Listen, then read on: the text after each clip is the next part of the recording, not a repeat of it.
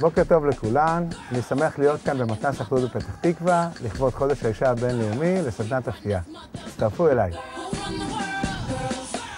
החיבור של אפייה ושל יום האישה הוא אוטומטי, כי מן הסתם האישה היא זו שבמטבח, בהופעה ומבשלת, וכשזה אהבה זה הולך עוד יותר טוב.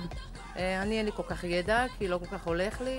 הפעם האחרונה שעשיתי עוגת שוקולד, שמתי אותה בטעות בגריל והכל נשפך.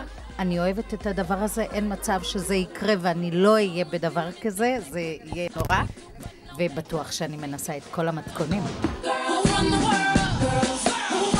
בוקר טוב לכולם, תודה רבה שהגעתם, גם לגלי שנמצאת כאן איתי. מה שאנחנו נכין, המתכון הראשון שנכין זה סהרוני פרג. סהרוני פרג אנחנו נכין אחד בצק ושניים נכין מילוי. ראשית מה שאנחנו עושים, אנחנו מכניסים את הקמח פנימה לקערה. כמה קמח? קמח יש לנו 3 כוסות. 3 כוסות. טוב, אני רק אדגיש את הדבר הזה. זאת נפה, מאוד פשוט לעבוד איתה. זה מאוד חשוב לנפות את הקמח, כי זה נותן אוויר, נכון? נכון. בעיקר. נוסיף פנימה את הסוכר שלנו. חצי כוס. בדיוק. ביחד.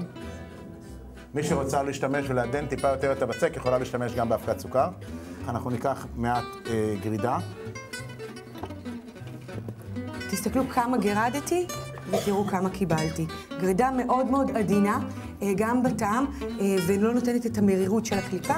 עכשיו הבא שאני עושה, אני אחתוך את החמאה. החמאה צריכה להיות תמיד בין הטמפרטורה של המקרר לבין הטמפרטורה של המטבח שאנחנו עובדים. האם אפשר במקום חמאה ומרגרין לשים שמן? אפשר להשתמש במקום החמאה בשמן. רק שאת השמן אנחנו לא מחליפים באותה כמות של חמאה, אלא פחות. אנחנו נחתוך את זה כרגע לקוביות יחסית קטנות. מעולה. זה טוב. אני כבר אתחיל להכניס פנימה. מצוין. אני עובדת עם סכין שף, שהיא סכין שף ככה קצת ייחודית, ויש לה שיניים. אתם יכולים לראות את השיניים, מה שנותנות השיניים האלה, למעשה שהירק או שאני חותכת לא נתפס בסכין, ומאוד נוח לעבוד איתה. גלי, מה שאנחנו נעשה עכשיו, אני מכניס פנימה את כל החמאה, יחד עם הקמח. כן. אני אתן לך להמשיך לערבב את זה, ולפני זה אני אראה לכם פה איזושהי טכניקה קטנה, שלגבי השמרים. חלק מהנוזלים של המתכון, בדרך כלל אנחנו לוקחים ושמים על גבי השמרים, מפוררים אותם עם קצת סוכר, ואז זה מתחיל לעבוד. מה שאנחנו רוצים להשיג בזה, לראות שהשמרים למעשה תקינים. אוקיי? מה שאני עושה עכשיו, אני מפורר אותם. ומריחים את הריח הטוב. מריחים את הריח, כן, אין עליהם. השמרים הטריים, דרך אגב, הם נותנים לנו המון המון המון טעם. אני מניח את השמרים שאני צריך לשלב במתכון בקערה, והפעם אני לוקח קצת מהסוכר, בצורה הזו, ואני לוקח ככה את השמרים ואת הסוכר ביחד. בבית אתם תוכלו לעשות את זה גם עם אבקת סוכר. מתחילה להיות ריאקציה, ויש לי למעשה נוזלים, התערובת שלי. איזה יופי. אוקיי? זה אומר שהשמרים עובדים. מה שזה אומר שעכשיו אני אשלב אותם פנימה, אוקיי? והשמרים שאני הכנסתי פנימה למתכון שלי, יגרמו למתכון שלי כבר לעבוד. מה שאני אעשה עכשיו, אני אקח את הנוזלים, אני אוסיף את הנוזלים. חלב מעולה. אוקיי. ומה שאני אעשה, אני לוקח את הבצק, הבצק שלי הוא בצק קטן, יחסית. אתה נותן לו לנוח? אני נותן לו קצת לנוח, בדיוק. עוטף אותו. חשוב שהוא יהיה גם סגור, נכון? אני אפילו ממליץ לשים אותו גלי במקרר. אוקיי. שינוח במקרר, לפחות חצי שעה עד שעה, ואז יהיה לנו נוח יותר לעבודה. אנחנו למעשה בחודש האישה הבינלאומי. אכן. וגלי ככה, תוך כדי... נציגת הנשים לרגע. נציגת הנשים במטבח. נכון. אז תגידי לי, מה דעתך? את כל הזמן רואה את המדיה, ורואה את השפים. אני יכולה להעיד שבמשך השנים, ואני הרבה שנים במטבח, רוב השפים אין להם הרבה דברים לאכול בבית, וכשאני חוזרת הביתה, גם לפני הילדים וגם אחרי הילדים, שיהיו בריאים, תמיד יש מה לעשות בבית, ותמיד כיף להכין דברים בבית, וזה נחמד לבשל, וטוב לבשל, וחשוב לבשל, ואני חושבת שזה ההבדל העיקרי בין הנשים לגברים, שגבר מבחינתו בישול בבית, זה ככה רק אם הוא רוצה. ואישה בסופו של דבר זה המהות שלנו. אז זה ככה בגדול. אני אגיד לך הפוך. אוקיי, אתה רואה? כל אחד עם הגישה שלו. מה שאנחנו נעשה עכשיו, גלי, ביחד, אנחנו נכין מלית של פרג. את המלית של הפרג אתם תוכלו להכין עם פרג, וגם את אותו תהליך יכולים לקחת לטובת הכנת מלית אגוזים. אנחנו משתמשים בחלב, בסוכר וגרידה. חלב. אוקיי? את הסוכר. גרידת לימון, אם יש זה נהדר. אם אין אז תפוז. אוקיי, אנחנו היום מאלתרים, זה אוקיי, מעט. יופי, מצוין, נכנס פנימה. בבקשה. אנחנו מוסיפים לזה מעט חמאה.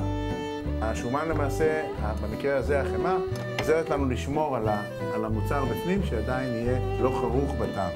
אני רוצה רגע להדגים על מכשיר מדליק לקציצה של דברים, החל מירק, בצל, אפילו להכנה של סלט, אבל תראו איזה יופי. אני קודם כל אשים את האגוזים, שקדים, מה שצריך, אסגור את המכסה, 1, 2, 3, וקיבלתי את הדבר החמוד הזה. אנחנו רוצים עוד יותר קטן. עוד יותר, ברשותכם. אוקיי.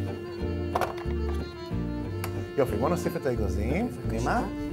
ורק רציתי לציין, אתה עובד עם סיר עם ציפוי קרמי, שבעצם הגדולה של הציפוי הזה ששום דבר לא נדבק בו, אנחנו לא צריכים לעבוד עם הרבה שמן. אפשר לעבוד עם שמן, אבל ממש לא חייבים לעבוד עם שמן. גלי, בשלב הזה אני לוקח אליי. אוקיי, חשוב מאוד, כמו שאמרת, להוריד את הסיר. להוריד את זה מהאש, ואני מכניס פנימה את הפרג, תוך כדי מערבב. זהו, גלי, המלית שלנו מוכנה. היא תישאר להצטנן. אחרי שהמלית שלנו הצטננה, אני לקחתי את המלית פרג ופשוט יצרתי ממנה ככה כמו נקניק בדיוק, כמו איזשהו קבב כזה. ואני אסביר גם למה. כי הבצק שלי, זה אותו כדור שכדררתי קודם, אותו למעשה אני הולך לרדד, ואני רוצה ליצור צורה של שערון, מעט קמח. חשוב מעט, נכון? בדיוק, חשוב מעט. כן. כדי שאחד, לא נקבל איזושהי חספוס, איזושהי קליפה קשה. ושתיים, הבצק שלנו הוא מאוד מאוד עדין, והוא יישאר כזה גם. מה שאני עושה, אני מניח את המערוך שלי, ואני לוקח את הבצק ימינה ושמאלה. בסדר? אני לא מפעיל הרבה כוח, לא צריך כוח. ואני לוקח מן המלית, ואני מניח בצורה הזו.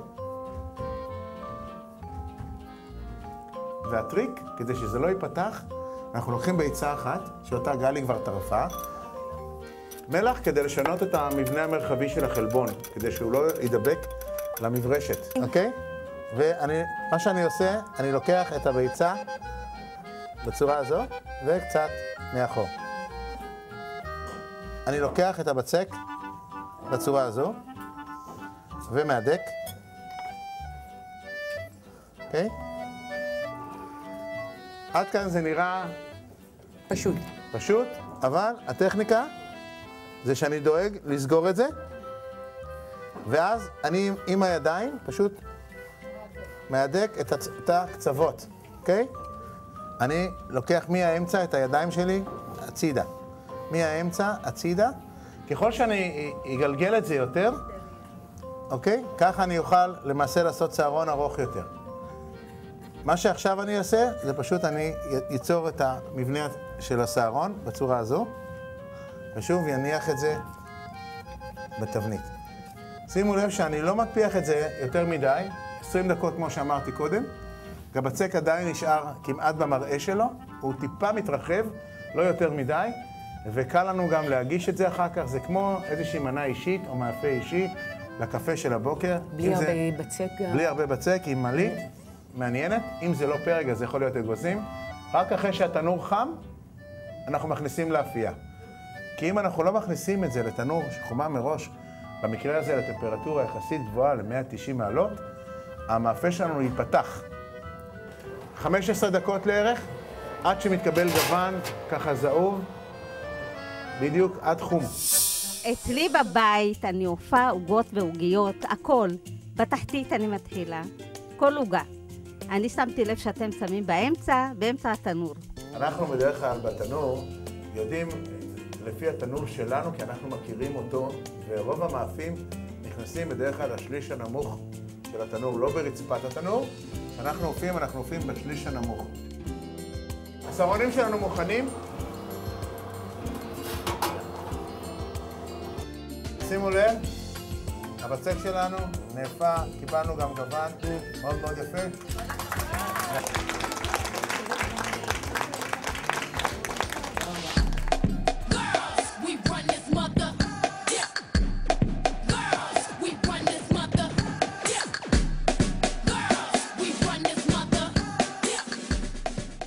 תודה רבה לכולן, אני מקווה מאוד שנהנתם. לנשים הנפלאות, לכבוד חודש הנשים. הבינלאומי.